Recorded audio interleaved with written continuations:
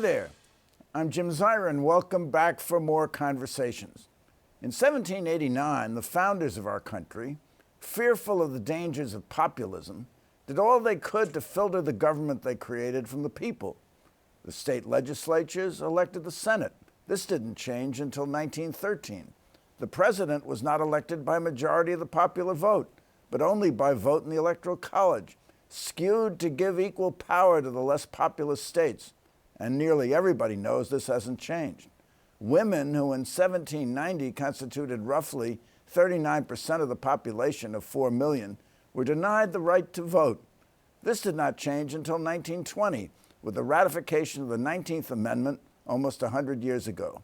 With us is author, TV anchor, and long-distance swimmer, Lynn Sherr, who has been preparing to celebrate next year the centennial of this landmark event. I'm pleased to welcome Lynn Sherr back to this program. Hi, Jim. I'm delighted to be here, and what a great thing to celebrate. Great thing to celebrate. Now, have women been celebrated enough in light of the struggle?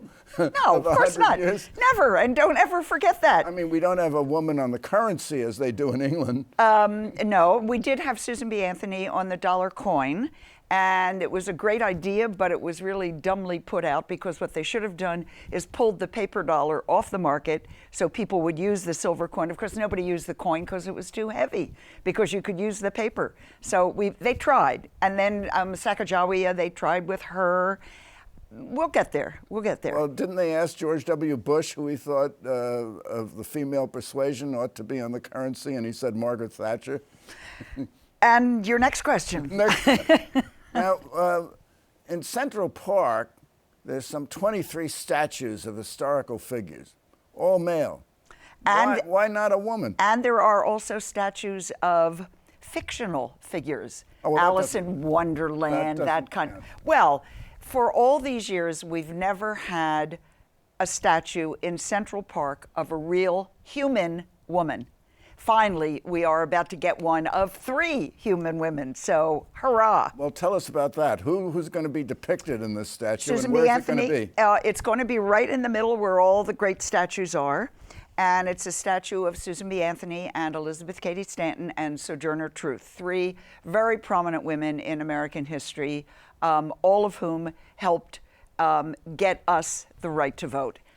Susan B. Anthony and Elizabeth Cady Stanton, of course, were the acknowledged leaders of the suffrage movement starting in the 19th century.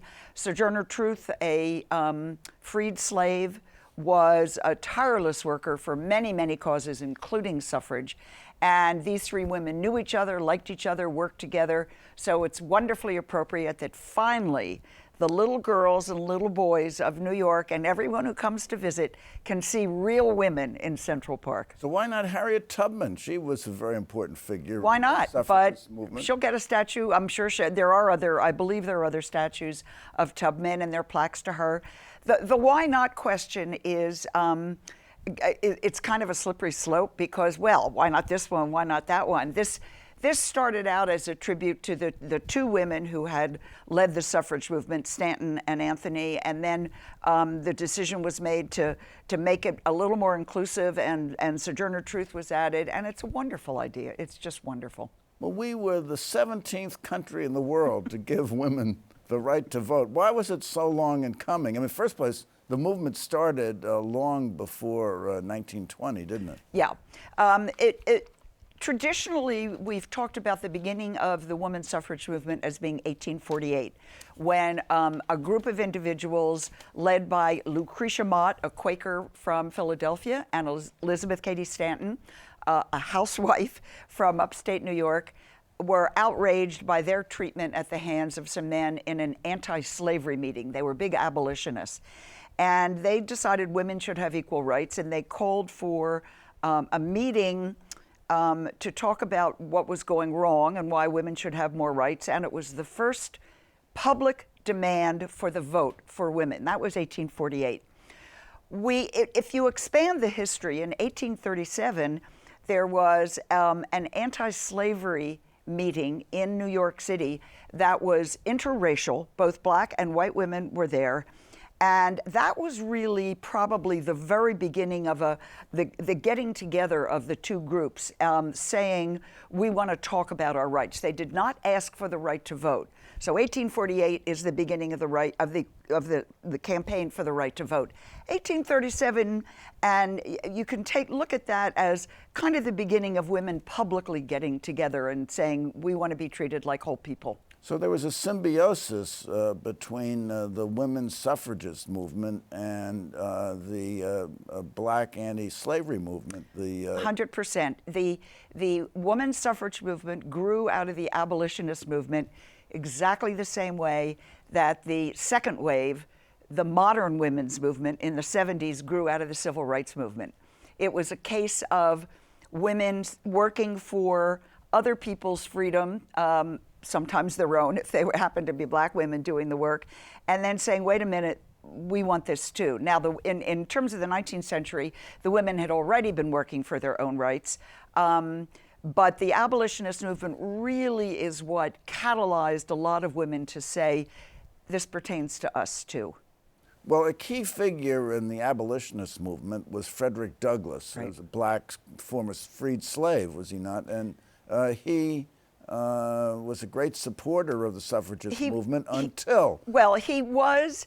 There was a great phrase. I love the phrase. In the 19th century, people like Frederick Douglass, he was a woman's rights man. And I love that. He was a woman's rights man. He was in with all 4 feet. And at that 1848 Seneca Falls Convention, Frederick Douglass was the only man to say, yes, women should have the right to vote. It was, I don't think people today appreciate how radical the concept was of giving women the right to vote in those days.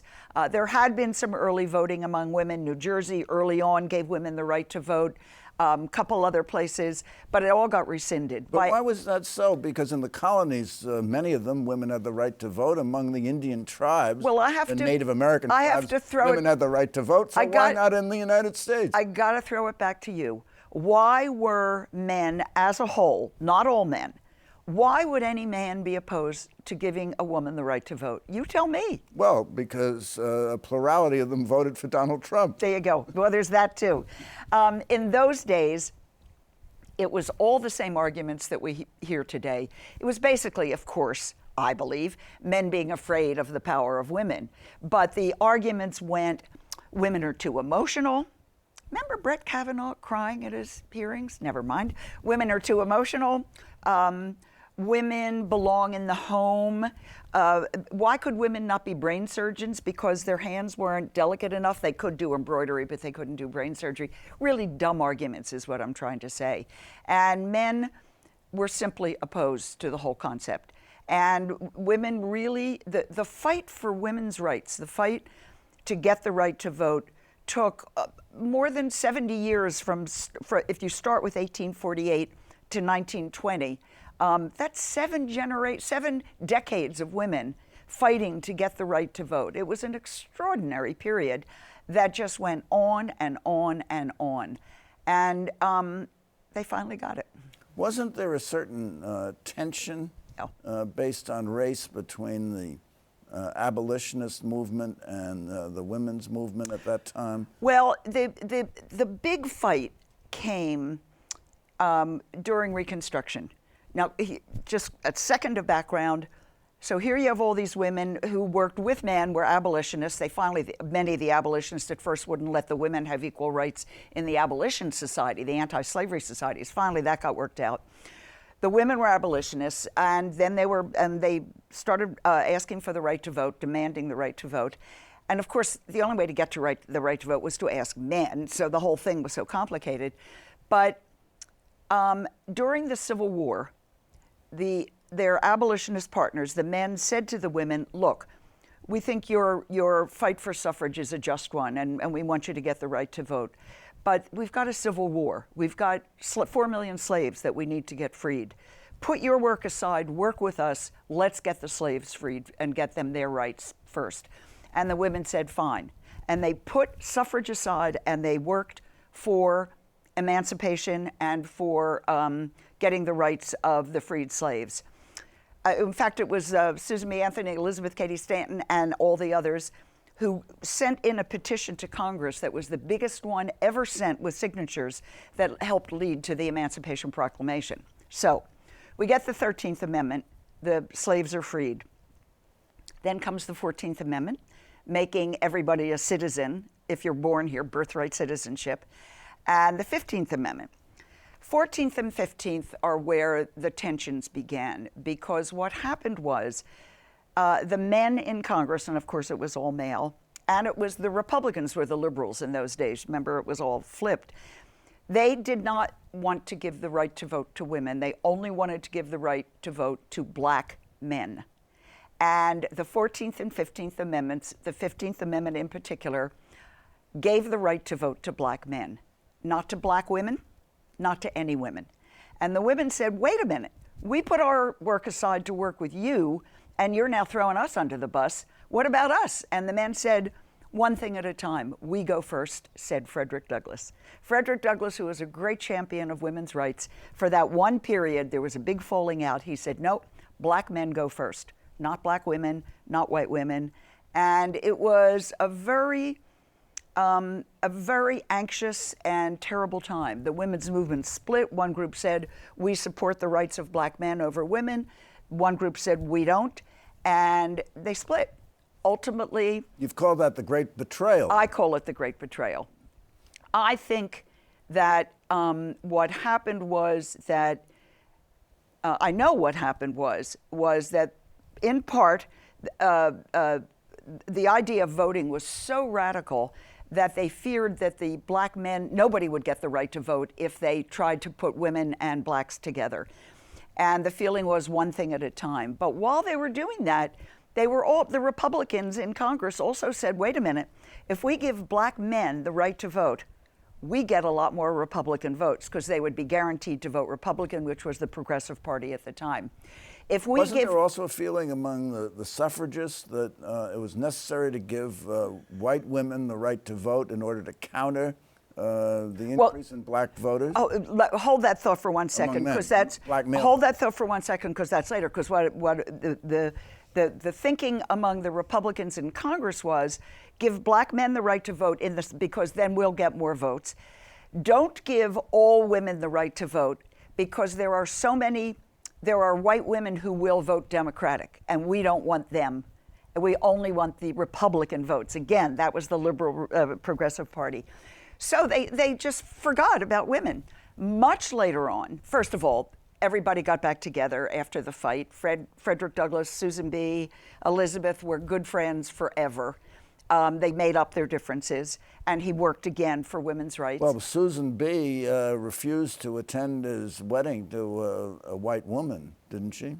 Well, it gets complicated. She didn't refuse to attend his wedding, but she did speak at his funeral. So, and she was very close with at least one of his wives. There were several. So it was a complicated time, but they remained very close friends at the end. The women's groups got back together. But what you said before is absolutely right. Starting around the turn of the century, there was a movement by Southern whites to say, look, don't worry about giving women the right to vote. White women in the South will outvote black women. It will counter it. Don't worry. There was definitely racism later on, definitely. During this period, though, in the 19th century, what the Great Betrayal period and Reconstruction, it was women saying, hold it. We worked with you. You now need to work with us, and let's do this together. We're the same as they are. Give us all the right to vote. That caused a lot of problems and a lot of hurt feelings. So the suffragists brought a number of court cases, didn't they, in order to achieve the franchise? How successful? I think my favorite part of the whole suffrage movement is 1872. Women don't have the right to vote. I would have thought it was 1920, but say it's 1870. No, this is better because, I mean, 1920, yes, we got the right to vote, but because of Jim Crow laws and everything in the South, many black women and women of color in other parts of the country didn't have the right to vote. So we still had a ways to go. But 1872, Ulysses S. Grant is running for president on the Republican ticket. Susan B. Anthony and a bunch of the women said, look, 14th Amendment said birthright citizenship. We're citizens. We can vote, even though the 15th said only black men can vote. So Susan B., a bunch of women go to the polls and they vote. She browbeats the registrars. She gets registered. There's headlines all over the country. It was the biggest story going. She then votes with some other women in Rochester, New York. 15 women get arrested and arraigned, and only Susan B. Anthony is tried, convicted, and never sent to jail. And Convicted it was of what? Trying to vote? for being a woman. For being a woman. Mm-hmm. Wow. All right. Shouldn't be a crime. The federal government did this. It started out as she was in Rochester. Federal government took over. It was so important to the federal government, they sent a Supreme Court justice. Those are the days when the Supreme Court justices rode circuit and therefore held trials in different parts of the country. They waited until a Supreme Court justice was riding circuit in her part of New York State. He presided. He not only was she not allowed to testify at her own trial, but he dismissed the jury. He directed the verdict and insisted they find her guilty, fined her $100. She stood up and made a passionate plea. And the judge said, and she said, I will not pay a penny of your $100 fine. The judge said, I won't make you pay a penny of my $100 fine. I won't send you to jail. Thereby, of course, ultimately denying her the ability to appeal and go to the Supreme Court for her case.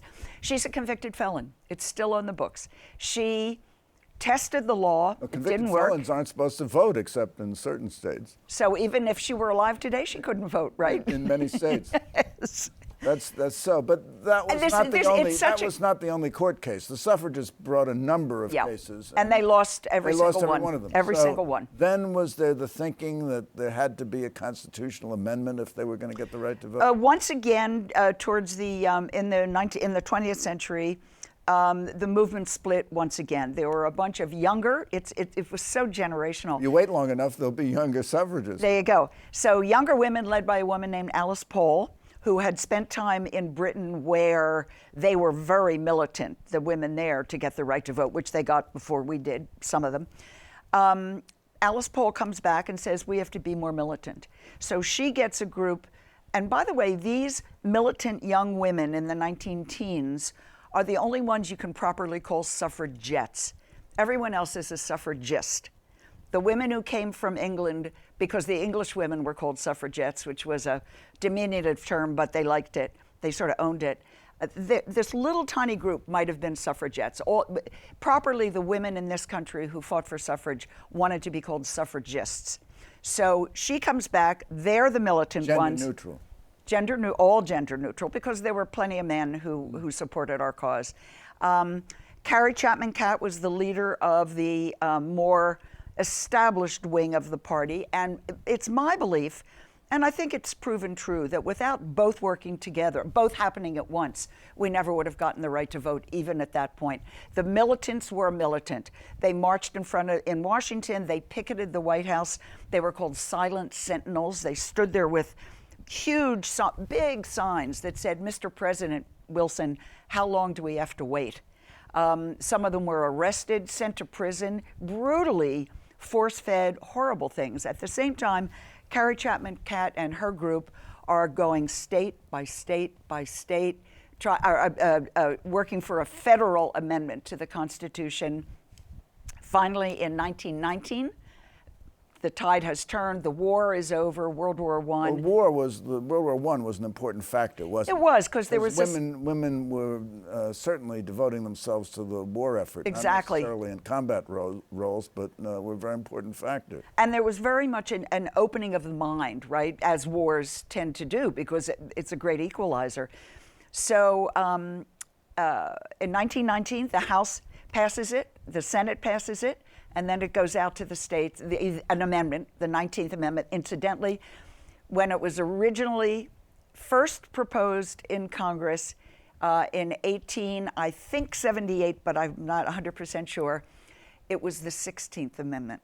By the time it passed, it was the 19th Amendment. Okay, so it passes, and the text read, and I think I should read it, we'll put it up on the screen: "The right of citizens of the United States to vote shall not be denied or abridged by the United States or by any state on account of sex. Congress shall have power to enforce this article by appropriate legislation." Now, it said nothing about race or ethnicity. They had to wait some time for that. That's called universal suffrage. Right. It didn't provide for universal suffrage. No, what it did was, of course, as you well know way better than I, it barred states from, it said states could not prevent you from voting because you were female. What it didn't do was say anything about background, education, anything. But it did also, then came the Jim Crow laws in the South, and they put up all these other barriers: education, poll taxes, wealth. It was horrible. What Stanton, Anthony, and a bunch of others had long advocated was something called universal suffrage, which is essentially birthright citizenship. If you're born in this country, if you are a citizen, you have the right to vote. If you're a naturalized citizen, it would then follow you have the right to vote. That would have solved all these problems, and if that had been in the 15th Amendment instead of just black men, women wouldn't have had to wait another 50 years to get the right to vote. And they only got that under the Voting Rights Act. Then came 1965, and finally women and men of color and others got the right to vote that they didn't have before. And of course, voting rights were also denied to Native Americans, to Asian Americans, to all sorts of minority groups where local municipalities, states somehow figured out a way to keep them off the polls. So why were we so delinquent in recognizing the aspiration that we're a government of the people, by the people, and for the people? Isn't that an interesting question? I don't know the answer. We think of ourselves as this great democracy, which we are. We think of ourselves as a great experiment, which it still is. And yet, for all these years, there was all this silly stuff going on. And I think, as you mentioned earlier, look around today and you can see some of this thing. Why, not only why were most men opposed to the right to vote for women, why were most women originally opposed to their own right to vote? Now, how many women were enfranchised, given the right to vote by the... I think the number was 27 million at the time. And then the big question was, would it work? And that first election in 1920... And this doesn't count minority women. Yeah, at the time there were 27, I believe... 27 million white women. No. There were 27 million women of voting age at the time. I think that number's right. But many of them couldn't vote because... No, wait. Starting in 1920, when the 19th Amendment is ratified and goes into effect on August 26th of 1920, which we celebrate next year, 27 million were now eligible, let's put it that way, to go to the polls. In fact, a lot of them were held back. In fact, only about 9 million voted, around 35%. And it reflected many things. Some were barred, many were scared, many just didn't understand.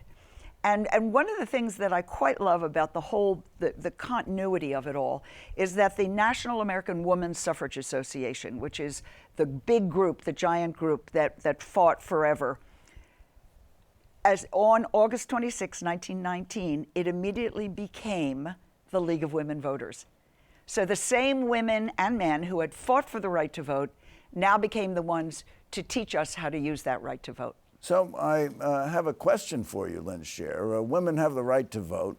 What accounts for the fact that a plurality of them, at least white women, voted for Donald Trump? Are they being complicit in the spoils of the patriarchy because they're sharing in them?